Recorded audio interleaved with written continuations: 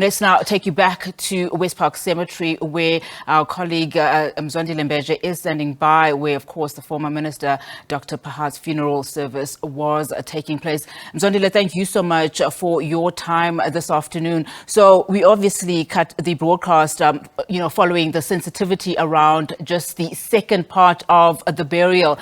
Just talk to us about what is currently happening now in terms of the formalities.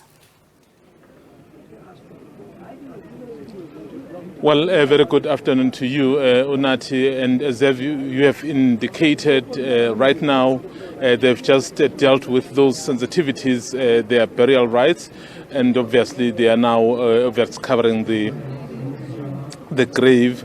But you heard earlier when the authorities, the officials spoke about Essop Pahad.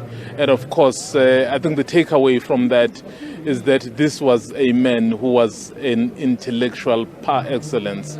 And of course, everyone who has met him does indeed testify to that. But of course, this also marks really the departure of some of the finest, I guess, in the liberation movement, because right now you find people complaining about the lack of perhaps deep reading and stuff like that.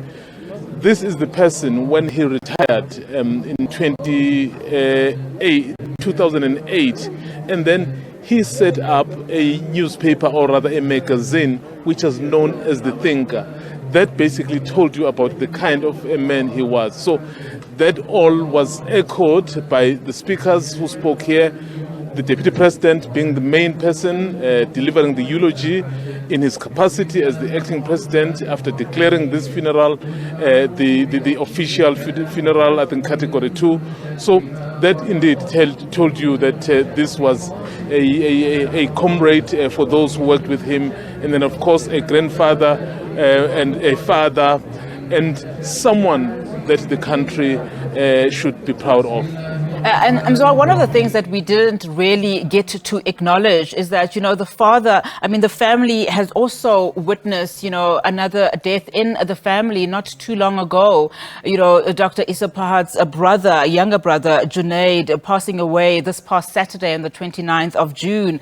And we saw how emotional the family was earlier on, particularly when Dr. Pahad's son, Govan, was reading the obituary. This is a family that has gone through weeks or so. And it's quite understandable, Onati. Just a couple of days ago, you lost your family member, your brother.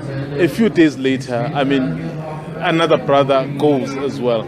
But also, I think what is really concerning, I guess, from the Pahad family is that, those who still remained behind.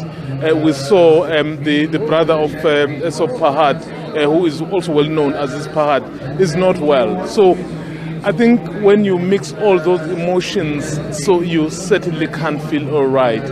But I guess they will take heart in the fact that South Africa has indeed recognized the role that Essop Pahad has played. And they will take heart from the fact that those who have stood by them were here. They were here to give him a proper send-off.